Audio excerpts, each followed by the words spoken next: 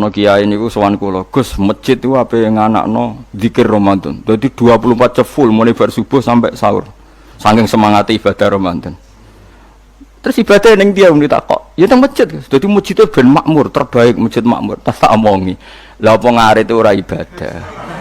Apa dadi satpam mergawe iku gak ibadah. Apa nyupir angkot golek nafkah ibadah. Kiai kok goblok kira karuan aja muni ngono. Astagfirullah, itu urusan iku, Gus. Ya urusannya mergo ke takmir dadi ben keren, pas ke takmir masjid rame ngono. Berarti sing nama baiknya kan kowe. Nek pengiran ra butuh iku, pengiran kepingine seorang bapak golek nafkah. Anake kepingine sekolahan ya satpam teko, ora teko alasane itikaf. Kepingine pangeran ya bis sing tetep jalan, dadi wong sing nyetop iku ana bis aja kok mandek mergo itikaf ayo mending. Kecewa lho.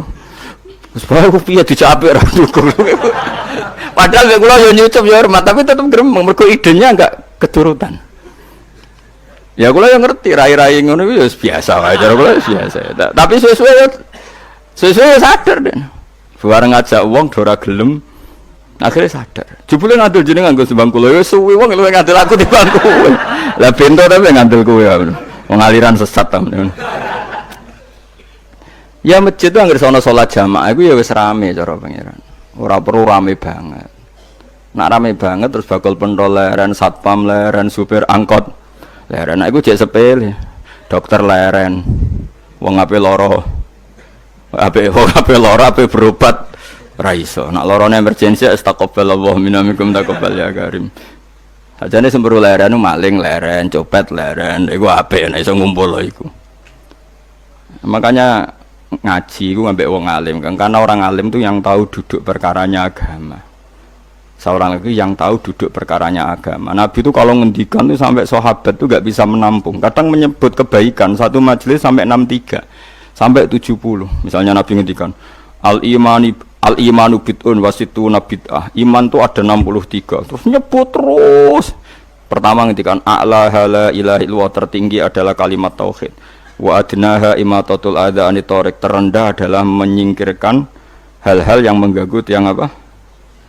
Mukmin atau mengganggu jalan. Terus ngendikan seperti itu.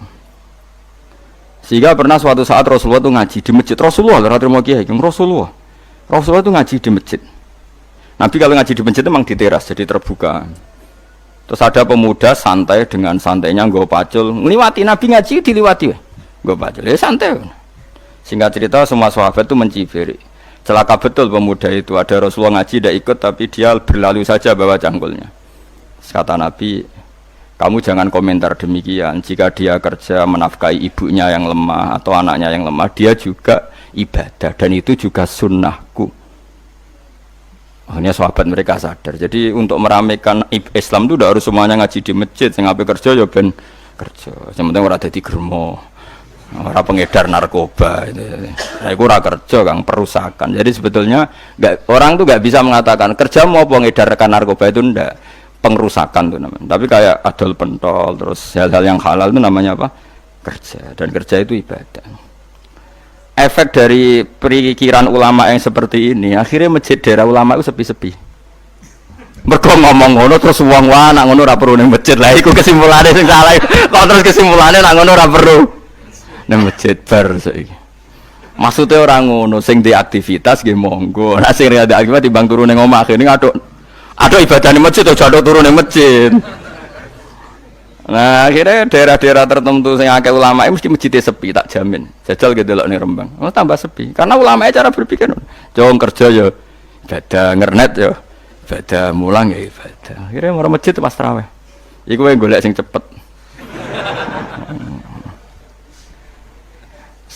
Tapi kunane kuno, Nabi sekalipun itu yang namanya orang yang mendengar tetap ada yang menolak. Konsep perang di luar kota itu kan secara teori militer itu rasional. Bikin kontak ya rasional. Tapi orang yang berpendapat tadi, ya Rasulullah kita di rumah saja, itu ya gelo. Kayak tadi orang yang ingin memakmurkan masjid kemudian kan saya seperti itu ya gelo. Kalau pikiran saya suatu saat dia sadar, intinya sadar, terus sowan saya sadar. Karena ya muridnya ada murid beda angkatan ya, dia semi-semi teman sama saya. Tak omongin ngene, cong kowe nak pancen seneng masjid tenan, masjid itu sudah jadi problem bagi umat. Misalnya gini, ojo sampai kenapa ora nyupir angkot demi nak mirno masjid, kenapa ora tugas satpam demi makmurno masjid. Berarti masjid ini menjadi problem penghalang dari sistem sosial ekonomi. Kowe seneng masjid darani problem, kowe seneng masjid dianggap kambing hitam. Ya sudah, sholat jamaah saja, sholat jamaah di masjid. Terus yang nganggur-nganggur ya ke masjid. Tapi kalau yang sibuk ya monggo, asal itu halal ya ibadah. Ngendikane Nabi, setiap aktivitas muslim asal halal itu apa? Ibadah. Makanya kita harus, nah tapi kan pendapat seperti ini itu kan kadang dibantah juga. Tapi ke Ramadan Gus tahun pisah, nosok ngujinan rasa setuju. Tak bukti kalau dia hadun nafsi tak tes. Ya wes aku setuju. Syaratnya ketuane takmir ra kowe. Jadi masjid rame pas kowe ra ketua takmir. Isen dene karena dia ingin punya prestasi. Berarti sawang wow pas dene ketua takmir hadun nafsi enggak? Hadun nafsi pasti dia itu cari. Ya jajal pengajian sing gede-gede, mereka pengurus takmire kok pengen pas era ndekne tau pengajian geden. Pas gak pengurus takmir terus ana pengajian geden. Lha opo rame-rame bareng. Padahal orangnya sama. Nah itu ulama itu tukang ngomong seperti itu. Mungkin menyakitkan, tapi ulama itu terus ngomong seperti itu supaya agama ini dibawa berdasar ikhlas, bukan hadzun nafsi, bukan kepentingan pribadi. Tapi tentu ulama tetap ngomong iktikaf ya sunat baik, kerja ya baik, amal lainnya asal baik ya baik. Ngomong gitu terus. Tapi kan mangkal loh akhir ulama, karena bagi pengurus masjid baik itu pas Ramadan ya masjidnya rame. Bagi yayasan yatim piatu amal apik ya dikekno yayasan yatim piatu. Bagi KBIH, bagi travel amal apik ya umroh. Ya ora. Jadi tenan kula raguyan. Mana mungkin travel umroh dalil kowe nek ade dhuwit luwih kekno cah yatim kekno masjid gak payu travel. Tapi dalile al umroh ilal umroh kafaratun lima bainahuma. Umroh itu yang mengkafaroi dosa. Jadi dan itu kersane Allah, orang macam-macam pikirannya kersane Allah dan baik-baik saja. Dunia diokal-akali itu ya baik-baik saja. Allah ya tenang aja tetap sugih. Cuma ulama harus ngomong seperti saya. Jadi karena keterbatasan manusia sehingga yayasan yatim piatu mesti ngomong seakan-akan ibadah terbaik yang nyumbang yatim piatu. Nanti yang di travel ibadah terbaik ya sowan nabi umroh. Nanti sing jamaah torekoh ya ibadah terbaik itu torekoh. Semua dan itu semuanya baik gak masalah, kita tidak masalah.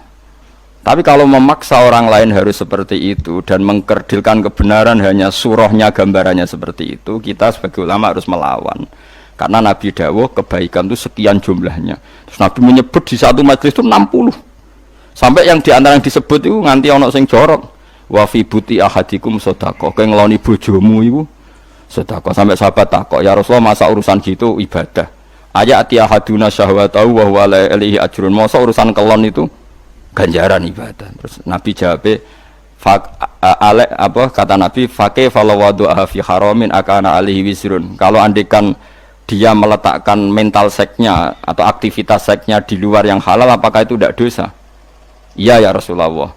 Terus kata Nabi, wa kadzalika, begitulah kalau diletakkan di halal dia juga dapat apa? Paha. Terakhir Nabi ngendikan, takufu syarraka anin nas fa innaha shadaqatun minka ala nafsik.